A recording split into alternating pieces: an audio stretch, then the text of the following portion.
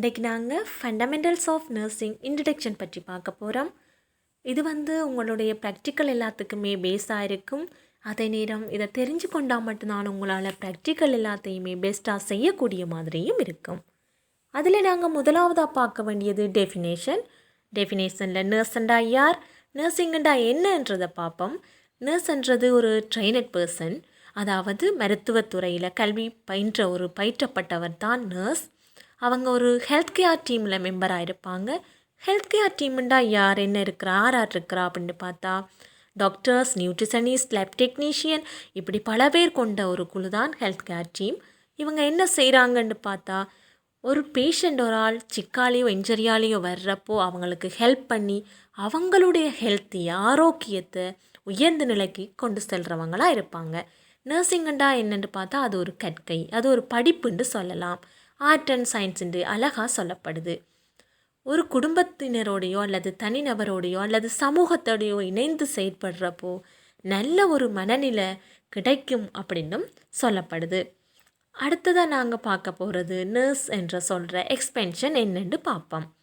அதில் நாங்கள் N for nobility, U for understanding, R for responsibility, S for sympathy, E for efficiency அப்படின்ட்டு இருக்குது. Nobility என்றா பெருந்தன்மை உடையவங்களாக இருப்பாங்க. அண்டர்ஸ்டாண்டிங் அப்படின்னா புரிந்து கொள்ளக்கூடிய தன்மை, அதாவது எல்லாரையுமே நோயாளி, வைத்தியர், சக ஸ்டாஃப் எல்லாரையுமே புரிந்து கொள்ளக்கூடியவங்களாக இருப்பாங்க. அடுத்தது ரெஸ்பான்சிபிலிட்டின்னா பொறுப்புள்ளவங்களாக இருப்பாங்க. அடுத்தது சிம்பதி என்றா இரக்க குணமுடையவங்களாக எளிமையானவங்களாக இருப்பாங்க. அடுத்தது எஃபிஷியன்சி என்றா எல்லா விடயத்திலையும் திறமை உடையவங்களாக இருப்பாங்க. இது இவ்வளவும் நர்ஸுடைய எக்ஸ்பென்ஷனாக இருக்குது. அடுத்தது நாங்கள் பார்க்க போகிறது நர்சிங்குரிய ஹிஸ்ட்ரி என்னென்று பார்ப்போம். எல்லா விஷயத்துக்குமே ஹிஸ்ட்ரி என்றது மிகவும் அவசியமானதாக இருக்கும். அந்த வகையில் நர்ஸ் என்ற சொல்ல நாங்கள் எடுத்தாலே உடனே எங்களுக்குரிய நினைவுக்கு வாரது ஃப்ளோரன்ஸ் நைட்டிங்கேல் அம்மையார். இவங்க பிறந்த May 12 நாங்கள் இன்றைக்கு உலகளாவிய ரீதியில் செவிலியர் தினமாக கொண்டாடி கொண்டு இருக்கின்றோம். இன்றைக்கு நாங்கள் நர்சிங்ன்றதை படிக்கிறதா இருக்கட்டும், மாடர்ன் நர்ஸ் என்று சொல்கிற ஒரு வேர்ட்ஸாக இருக்கட்டும், எல்லாத்துக்குமே ஆணித்தரமான அடித்தளமாக விளங்குறது இந்த ஃப்ளோரன்ஸ் நைட்டிங்கேல் அம்மையார் தான். இவர்களுடைய வரலாறு பற்றி நாங்கள் இன்னும் ஒரு கிளாஸில் அழகான வீடியோ கிளிப்ஸை நிச்சயமாக பார்க்கலாம். அடுத்ததாக நாங்கள் பார்க்க போகிறது ஸ்பெஷாலிட்டிஸ். வைத்தியத்துறையில் ஸ்பெஷாலிட்டிஸ் வைத்தியர்களுக்கு இருக்கிற மாதிரியே நர்சிங்லேயும் ஸ்பெஷாலிட்டிஸ் இருக்குது. அதில் என்னென்ன நர்சிங்கில் ஸ்பெஷாலிட்டிஸ் இருக்குன்றதை பார்க்கலாம். இப்போ டாக்டர்ஸ் பீடியாட்ரிக் டாக்டர்ஸ், சர்ஜரி மட்டும் செய்கிற டாக்டர்ஸ், டெலிவரிக்குரிய டாக்டர்ஸ்னு இருக்கிற மாதிரியே நர்சிங்லேயும் கம்யூனிட்டிஸ் பப்ளிக் நர்ஸ் அப்படின்ட்டு இருக்கிறாங்க. அவங்க சமூகத்தோட, அதாவது தடுப்பூசி போடுறது, சின்ன பிள்ளைகள், ப்ரெக்னன்சி மதர்ஸ் இவங்களை செக் பண்ணுறது, டயட் கண்ட்ரோல் பற்றி சொல்கிறது, ஹைட் வெயிட் பார்க்குறது, இதுக்குரிய நர்ஸாக இருக்கிறவங்க. அடுத்தது ஃபேமிலி இண்டிவிஜுவல் அப்படின்றது குடும்பத்துக்கோ அல்லது தனிநபருக்கோ உரிய நர்ஸாக கடமையாக இருக்கிறது. அடுத்தது அடல்ட் நர்ஸ் அப்படின்றது. அடல்ட்ன்றது 19 இயர்ஸ் 19 வயதுக்கு மேற்பட்ட எல்லாரையுமே நாங்கள் அடல்ட்டுன்னு சொல்கிறது. அவங்களுக்குரிய ட்ரீட்மெண்ட்டை கொடுக்குற நர்ஸாக இருக்கிறது அடல்ட் நர்ஸ். அடுத்தது பீடியாட்ரிக்ன்றது குழந்தை பருவத்துக்குரிய நர்ஸ். அடுத்தது நியோனட்டல்ன்றது அதாவது பச்சிளங்குழந்தை, பிறந்த குழந்தைக்குரிய நர்ஸாக இருக்கிறது. அடுத்தது உமன்ஸ் ஹெல்த்ன்றது மகளிருடைய நல செவிலியராக இருக்கிறது.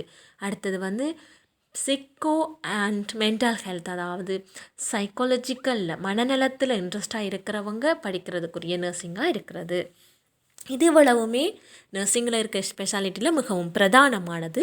இனி வரும் கிளாஸுகளில் நாங்கள் மற்றதுகளையும் பார்க்கலாம். இது இவ்வளவும் மெயினாக தெரிஞ்சு வச்சுக்கொள்கிறது நல்ல. அடுத்தது நாங்கள் பார்க்க போகிறது நர்சஸுக்குரிய ரோல் அண்ட் ஃபங்க்ஷன் என்ன, அவங்க என்னென்ன ரோலில் இருக்கணும் அப்படின்றத பார்க்கலாம். அதில் முதலாவது இருக்கிறது கேர்கிவராக இருக்கணும். கேர்கிவர்ன்றது நல்ல ஒரு பராமரிப்பாளராக இருக்கணும். ரெண்டாவது கம்யூனிகேட்டராக இருக்கணும். கம்யூனிகேட்டர்ண்டா இப்போ வைத்தியராக இருக்கட்டும், நோயாளியாக இருக்கட்டும், சக ஊழியர்களாக இருக்கட்டும், உறவினர்களாக இருக்கட்டும், எல்லாரோடையும் சிறந்த ஒரு தொடர்பாடல் திறனை உடையவங்களாக இருக்கணும். அடுத்தது ஒரு குட் டே டீச்சர் அப்படின்னா ஒரு பேஷண்ட் வராங்க, எனக்கு சுகராக இருக்குது, நான் என்ன சாப்பிடணும், என்ன சாப்பிடக்கூடாதுன்னு சொல்லி கேட்குறப்போ அவங்களுக்கு இந்தந்த உணவுகளை சாப்பிடுங்க அப்படின்னு சொல்லி ஹெல்த் எடியூகேஷன் கொடுக்கக்கூடியவங்களாக இருக்கணும். அடுத்தது வந்து கிளைண்ட் அட்வொகேட் அப்படின்னா சிறந்த வழக்கறிஞராக இருக்கணும். கவுன்சிலர் அப்படின்னா ஆலோசனை கூறக்கூடியவங்களாக இருக்கணும். ஒரு சர்ஜரியை செய்யப்போ முன்னுக்கு அந்த பேஷண்ட் ஒரு பயத்தில் இருக்கிறப்போ அவங்களுக்கு இது பெரிய விஷயம் இல்லை, இது செய்தால் தான் நீங்கள் நல்ல நிலைமைக்கு வர முடியும்னு சொல்லி சப்போர்ட்டிவ் கொடுக்கக்கூடிய மாதிரி இருக்கணும். அடுத்தது லீடர்ஷிப்ண்டா அந்த தாதிய துறையில் நல்ல தலைமைத்துவத்தை எடுத்துக்கொள்ளக்கூடியவங்களாக இருக்கணும். அடுத்தது மேனேஜிங் அப்படின்னா நல்ல எல்லாத்தையுமே ஒரு சிறந்த முகாமைத்துவத்தை கையாளக்கூடிய ஒரு முகவராக இருக்கணும். அடுத்தது வந்து ரிசர்ச் கவுன்சிலர்ண்டா ரிசர்ச் கன்சூமர்ன்றது வந்து ஒரு ஆராய்ச்சி மருத்துவத்துறையில் ஏற்படுற ஆராய்ச்சியில் மேலாய்வு செய்யக்கூடியவராக இருக்கணும். இது இவ்வளவுமே ரோல் அண்ட் ஃபங்க்ஷனுக்குள்ள வரும். அடுத்தது வந்து நாங்கள் பார்க்க போகிறது நர்சிங்குரிய ப்ராசஸ். இது வந்து 5 விஷயம் இருக்குது. இந்த 5 விஷயமே தெரிஞ்சால் தான் நல்ல ஒரு நர்சஸாக இருக்க முடியும். இதை ஃபாலோ பண்ணணும் கட்டாயம். இல்லை ஃபர்ஸ்ட் வந்து அசஸ்மெண்ட். ஒரு பேஷண்ட் ஒரு ஆள் வாரார், எக்ஸாம்பிளுக்கு கமலான்ற பேஷண்ட் வராங்கண்டா அவங்களுக்கு என்ன வயசு, என்னத்துக்காக வராங்க, பிபி எவ்வளோ, பல்ஸ் எவ்வளோ, எங்கேருந்து வராங்க, நேம் என்ன, எல்லாமே எடுத்துக்கொள்ளணும். அடுத்தது வந்து நர்சிங்குரிய டயக்னோசிஸ். என்ன அவங்களுக்குரிய சைன்ஸ் அண்ட் சிம்டம்ஸ் இருக்குது, அறிகுறிகள் இருக்குது, என்ன நோய் நிலைன்றதை இனங்காண்றது. அடுத்தது பிளானிங்கண்டா இனங்கண்ட நோய்க்குரிய என்ன திட்டமிடுதல், இன்ஜெக்ஷனாக கொடுக்க போகிறோமா அல்லது மெடிசினாக கொடுக்க போகிறோமான்றதை பிளான் பண்ணுறது. அடுத்து இம்ப்ளிமெண்டேஷன் அப்படின்னா நாங்கள் பிளான் பண்ணினதை இப்போ இன்ஜெக்ஷன் கொடுக்க போகிறோம்னா மார்னிங், ஆஃப்டர்நூன், நைட் இப்படி 3 வேளையும் கொடுக்குறோமா அப்படின்றத நடைமுறைப்படுத்துறது. அடுத்தது இவாலுவேஷன் அப்படின்னா நாங்கள் இவ்வளோ காலமும் பிளான் பண்ணி கொடுத்த ட்ரீட்மெண்ட்டோட எஃபெக்ட் எப்படி இருக்குது, ரிசல்ட் எப்படி இருக்குது, குணமாகிட்டாரா குணமாகவில்லையா அப்படின்றத பற்றி பார்க்குறது தான் இவாலுவேஷன். இது இவ்வளவுமே வந்து நர்சிங் ப்ராசஸில் இருக்கும். இதை கட்டாயம் ஃபாலோ பண்ணணும். அடுத்தது வந்து நாங்கள் பார்க்க வேண்டியது கோல் ஆஃப் நர்ஸ். ஒரு நர்ஸுக்கு இருக்க வேண்டிய கோல்ஸ் என்னென்னன்றதை பார்ப்போம். ஃபஸ்ட்டுக்கு வந்து பெயினோடு வர பேஷண்ட்டை நாங்கள் ரிலீஃப் பண்ணணும், அந்த பெயினை இல்லாமல் செய்யணும். அடுத்தது வந்து பார்க்க வேண்டியது என்ன நோய் என்று பார்த்து அதை சரி செய்யணும். அடுத்ததாக நாங்கள் பார்க்க வேண்டியது உடல்நிலை வந்து இப்போ வார பேஷண்ட்டை உடல்நிலை வந்து ஆரம்பத்தில் இருந்த மாதிரியே பழைய நிலைக்கு கொண்டு செல்ல அவங்கள வழிவகுக்கக்கூடியவங்களாக இருக்கணும். அடுத்தது வந்து நோய் தொற்றோண்டு வரமுத காக்கக்கூடியவங்களாக இருக்கணும். அதைத்தான் சொல்கிறது வருமுன் காப்பதே சிறந்தது அப்படின்ட்டு சொல்லுவாங்க. ஒரு நோயொண்டு ஒரு தொற்றொண்டு வரப்போகுண்டா அதுக்கு முன்னுக்கே ஒரு ஆயத்தங்களை செய்து அந்த நோயை வர முடியாமல் செய்திடணும். அடுத்தது வந்து நாங்கள் பார்க்க வேண்டியது நோய் அவ்வாறு எதுவும் வந்திருந்தால் அந்த நோயை தெரிந்து கொண்டு இனங்கண்டு அதுக்குரிய முன்கூட்டியே நாங்கள் ட்ரீட்மெண்ட்டை ஆரம்பிச்சிருக்கணும். எக்ஸாம்பிளுக்கு ஹார்ட் அட்டாக் பேஷண்ட் ஒன்று வாராரண்டா அதில் ஃபஸ்ட், செகண்ட், தேர்ட், ஃபோர்த்துன்னு ஸ்டேஜ் இருக்குது. அதில் தேர்ட், ஃபோர்த் ஸ்டேஜில் வந்து ட்ரீட்மெண்ட்டை நாங்கள் ஆரம்பிக்கக்கூடாது. அவ்வாறு ஆரம்பித்தா எந்த ஒரு ரிசல்ட்டுமே சக்ஸஸாக வராது. நாங்கள் ஃபஸ்ட், செகண்ட் ஸ்டேஜ்லேயே எங்களுக்குரிய அந்த ட்ரீட்மெண்ட்டை அந்த பேஷண்ட்டுக்கு செய்ய ஆரம்பிச்சிடணும். அதைத்தான் சொல்கிறது முன்கூட்டியே ட்ரீட்மெண்ட்டை நாங்கள் எடுத்துக்கொள்ளணுன்றதுக்கு தான் early detection and correction of defects அப்படின்னு சொல்கிறோம். அடுத்தது வந்து குவாலிட்டிஸ் ஆஃப் நர்ஸ் அப்படின்னு பார்ப்போம். நர்ஸஸ்க்குரிய குவாலிட்டி என்ன நர்ஸுக்கு அப்படின்னு பார்க்கலாம். அது வந்து ஃபஸ்ட்டுக்கு நர்ஸ் என்றாலே கட்டாயம் எந்தெந்த கேரக்டர் இருக்கணும் அப்படின்றது தான் சொல்லப்படுது. அப்படி இல்லாதவங்களும் இனிமேல் அதை வளர்த்துக்கொள்ள வேணும். அதில் முதலாவது இருக்கிறது வந்து கேரிங் நர்ஸ். இப்போ மேடம் பார்க்குறாங்க அல்லது வார்ட் நர்ஸ் பார்க்குறாங்க அல்லது ரிலேஷன்ஸ் வந்திருக்குறாங்க, ஸோ நாங்கள் பேஷண்ட்டை கேர் பண்ணணும் அப்படின்னு சொல்லி பிஹேவியரை சேஞ்ச் பண்ணி அவங்களுக்கு முன்னுக்கு மனோபாவத்தை நடிக்கக்கூடாது. எங்களுடைய ரியாலிட்டியிலேயே எங்களுக்கு அந்த இயற்கையாகவே அக்கறையான குணம் வர வேணும். அடுத்தது வந்து சொல்லப்படுறது எம்பத்திக் ஆட்டிடியூட்ன்றது எங்களுக்கு ஒரு பேஷண்ட்டோட நாங்கள் கதைக்கிற மாதிரி இருந்தால் அனுதாபத்தோடையும் பரிவோடையும் கதைக்கக்கூடியவங்களாக இருக்கணும். அடுத்தது வந்து டீடைல் ஓரியன்ட் அப்படின்றது பேஷண்ட்டை பற்றிய முழு ஹிஸ்ட்ரியையுமே நாங்கள் சேகரித்து வைத்துக்கொள்ள கூடியவங்களாக இருக்கணும். பேஷண்ட் யார், என்ன வயசு, என்னத்துக்காக வந்திருக்கிறாங்க அப்படின்னு எல்லா டீட்டெயில்ஸுமே எடுத்துக்கொள்ளணும். அடுத்து வந்து எமோஷனலி ஸ்டேபிள் அப்படின்னா உணர்வு ரீதியில் நாங்கள் நிலையாக இருக்கிறத சொல்கிறது. ஒரு பேஷண்ட் வந்து சிவியர் கண்டிஷனில் வராங்க, அவங்களுக்கு நாங்கள் கேர் கொடுக்குறோம். மேக்ஸிமம் எங்களால் எவ்வளோத்துக்கு கேர் பண்ணிடுமோ அவ்வளோத்துக்கு கேர் பண்ணுறோம். ஆனாலுமே எங்களால் அவருடைய துரதிர்ஷ்டத்தால் அந்த ட்ரீட்மெண்ட் அன்சக்ஸஸ் ஆயிற்று. அவரை காப்பாற்ற முடியாத நிலை வந்ததும் நாங்கள் உணர்ச்சி வசப்படாமல் இருக்கணும். ஏனெண்டா உணர்ச்சி வசப்படுவோமா இருந்தால் இன்னும் ஒரு பேஷண்ட்டை எங்களால் கேர் பண்ண முடியாமல் போயிடும். அதுதான் உணர்வு ரீதியில் நிலையாக இருக்கணும்னு சொல்கிறது. அடுத்தது வந்து சொல்லப்பட்டிருக்குது அடாப்டபிள்ன்றது சூழ்நிலைக்கு ஏற்ற மாதிரி நாங்கள் மாற்ற முடியவராக இருக்கணும். அடுத்தது வந்து ஹார்ட் ஒர்க்கிங்கன்னா ஹார்ட் ஒர்க் செய்யக்கூடியவங்களாக இருக்கணும். அடுத்தது குயிக் திங்கராக இருக்கணும். ஏதாவது இப்போ ஒரு ப்ராப்ளமாக இருக்கட்டும் அல்லது ஒரு பேஷண்ட் ஒரு சிக்கலை வந்தாலும் உடனடியாக நாங்கள் சிந்திக்கும் திறமையே இருக்கணும். இப்போ ஹார்ட் அட்டாக் பேஷண்ட்டே வாரார் அப்படின்னாலும் அவங்களுக்கு அந்த டைமில் ஐயோ மேடம் சொல்லியிருக்கிறாங்க ஏஜை பார்க்கணும், ஹைட் வெயிட் பார்க்கணும் என்று சொல்லி இருக்காமல் அந்த நேரத்தில் அவருடைய நோய் நிலையை எப்படி போக்கணும்னு சொல்லி உடனேயே தீர்மானம் எடுக்கக்கூடியவங்களாக இருக்கணும். அடுத்தது வந்து சொல்லப்பட்டிருக்குது பிசிக்கல் என்ட்யூரன்ஸ் அப்படின்றது உடல் சகிப்புத்தன்மையாக இருக்கணும். ஒரு நோயாளி வாமிட்டிங் எடுக்கலாம் அல்லது பிளட் ப்ளீட் ஆகி கொண்டிருக்கும். இதுகளை பார்த்தும் நாங்கள் அருவருப்பு படாமல் சகிப்புத்தன்மையோடு செயற்பட வேணும். அடுத்தது வந்து குட் ஜட்ஜ்மெண்ட்ன்றது தீர்ப்பு கொடுக்கக்கூடியவராக இருக்கணும். பேஷண்ட் சைடாக இருக்கட்டும் அல்லது ஸ்டாஃப்குள்ளேயோ ஒரு பிரச்சனை நடந்து கொண்டிருக்குன்னா அந்த இடத்துல அதை தீர்த்து வைக்கக்கூடிய நபராக இருக்கணும். அடுத்தது வந்து குட் கம்யூனிகேஷன் ஸ்கில்ஸாக இருக்கணும். அதாவது சிறந்த தொடர்பாடலாக இருக்கணும். இப்போ நாங்கள் ஒரு விஷயத்தை வைத்தியர்கிட்டையோ அல்லது நோயாளிகிட்டையோ தெரியப்படுத்துகிறப்போ அது என்ன விஷயம் உண்மையோ அதையே சொல்லணும். எந்தவித பொய்யும் இல்லாமலுக்கு சொல்ல விஷயத்தையே நாங்கள் தெளிவுபடுத்தக்கூடிய விதத்தில் உண்மையானதை மட்டுமே நாங்கள் நோயாளியாக இருக்கட்டும், வைத்தியராக இருக்கட்டும், ரிலேஷன்ஸாக இருக்கட்டும் எல்லாருக்குமே சொல்லக்கூடியவங்களாக இருக்க வேணும். இது இவ்வளவுமே பார்த்தீங்கன்னா ஒரு நர்ஸுக்கு இருக்கக்கூடிய குவாலிட்டிஸ் அப்படின்னு சொல்கிறது. Qualities of a good nurse அப்படின்றதுக்குள்ளே வருது. அடுத்தது வந்து நாங்கள் பார்க்க போகிறது நர்ஸஸுக்குரிய டியூட்டிஸ் என்னென்ன, அவையோட ரெஸ்பான்சிபிலிட்டி என்ன அப்படின்றத பார்ப்போம். அதில் முதலாவது சொல்லப்பட்டிருக்கிறது வந்து ஒரு நர்ஸ் ஒரு ஆள் வந்து ஆல்ரெடி சொன்ன மாதிரியே நல்ல தொடர்பாடலை தான் மெயினாக பிரதானமாக சொல்லியிருக்கிறாங்க. ஏனெண்டா நர்ஸ் ஒரு ஆள் பேஷண்ட்டோட கதைக்கிறத பொறுத்து தான் பேஷண்ட் எந்த ஒரு ட்ரீட்மெண்ட்டாக இருக்கட்டும் அல்லது நோய்களாக இருக்கட்டும் உடனடியாக குணமாகிறதுக்கு ஈஸியாக இருக்கும். யாருமே இல்லாத தனிநபருக்கு கூட நாங்கள் கதைச்சோம்னா அது அவங்களுக்கு ஒரு ஆறுதலாக இருக்கும். அதனால் வேண்டி ஒரு நர்ஸ் கட்டாயம் நல்ல தொடர்பாடலுடையவராக இருக்கணும், நல்லா கதைக்கக்கூடியவராகவும் பணிவாக பேசக்கூடியவராகவும் இருக்க வேணும். அடுத்தது வந்து சொல்லப்பட்டிருக்குது providing pre and post operation care அப்படின்னு சொல்லப்பட்டிருக்குது.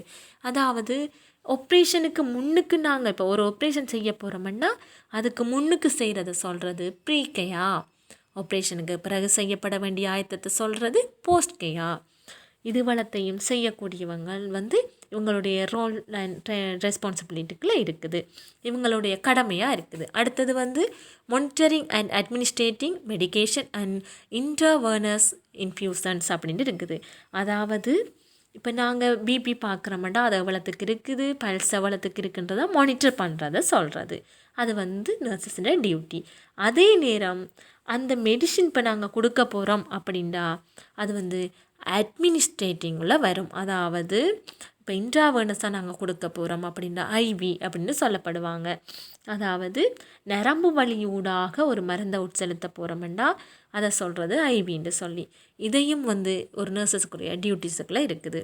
அடுத்தது வந்து பார்க்க வேண்டியது taking patient samples, pulses, temperature and blood pressures அப்படின்னு. அதாவது பேஷண்ட் ஒரு ஆளுக்கு ஒரு வார்டில் இருக்கிற நர்ஸ் ஒரு ஆள்கிட்ட இனிலென்ற இன்றியமையாத கடமை வந்து வார்டுக்கு வார அட்மிட் ஆகிற பேஷண்ட்டுக்கு ஹைட் வெயிட் பார்க்குறது, பிபி பார்க்குறது, பல்ஸ் பார்க்குறது, டெம்பரேச்சர் பார்க்குறது, இது வளவுமே இம்பார்ட்டண்ட்டான விஷயம். இது வளத்தையும் பார்க்க வேண்டியதும் சாம்பிள்ஸ் எடுக்க வேண்டியதும் ஒரு நர்சஸோட டியூட்டிஸ். அடுத்தது வந்து ரைட்டிங் ரெக்கார்ட்ஸ்ன்றது நாங்கள் இப்போ கமலான்ற பேஷண்ட்டுக்கு எல்லாம் பார்த்துட்டோம், பிபி பார்த்துட்டோம், பல்ஸ் பார்த்துட்டோம், எல்லாம் பார்த்தாலும் அதை நோட் பண்ணாமல் விட்டுறக்கூடாது.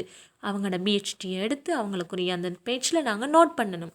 அவ்வாறு இப்படி இந்த பிபி இவ்வளோ இருக்குது, இந்த எஃபெக்டிவ் ஆகும், இந்த ஃபுட் அலர்ஜிக் இருக்குது, இந்த மெடிசின் இவங்களுக்கு ஒத்துக்கொள்ளாது அப்படின்றலாம் நோட் பண்ணி வச்ச மாதிரி இருந்தால் அடுத்த டியூட்டிக்கு வர நர்ஸுக்கு நாங்கள் சொல்லாமலே அறிந்து கொள்ளக்கூடிய மாதிரி இருக்கும். அடுத்தது வந்து நாங்கள் பார்க்க வேண்டிய சூப்பர்வைசிங் அண்ட் ஜூனியர் ஸ்டாஃப். நர்சஸோட டியூட்டியில் உண்டு சூப்பர்வைசிங். அதாவது இப்போ நர்ஸாக இருக்கிறவங்க ஹார்ட் ஒர்க் செய்கிற நர்ஸ் ஒரு ஆள், அவங்களுக்கு கீழே இருக்கிற நர்ஸ் சீனியர்ஸாக அவங்கள சூப்பர்வைஸ் பண்ணணும். அதுதான் சூப்பர்வைசிங் அண்ட் ஜூனியர் ஸ்டாஃப்ன்னு இருக்குது. அடுத்தது வந்து ஆர்கனைசிங் ஒர்க் லோட்ஸ். அப்படின்னா ஒர்க் லோட் ஹெவியாக இருக்கிறப்போ அதை ஒவ்வொருத்தருக்கும் பிரித்து கொடுக்கக்கூடியவராக இருக்கணும். இப்போ நீங்கள் வாஷ்ரூம் கிளீனிங் சைட் பாருங்கள், நீங்கள் நியூட்ரிஷன் சைட் பாருங்கள், நீங்கள் பிபி செக் பண்ணுங்கள், நீங்கள் சர்ஜரிக்கு ரெடி பண்ணுங்கன்னு சொல்லி பிரித்து கொடுக்கக்கூடியவராக இருக்கணும்.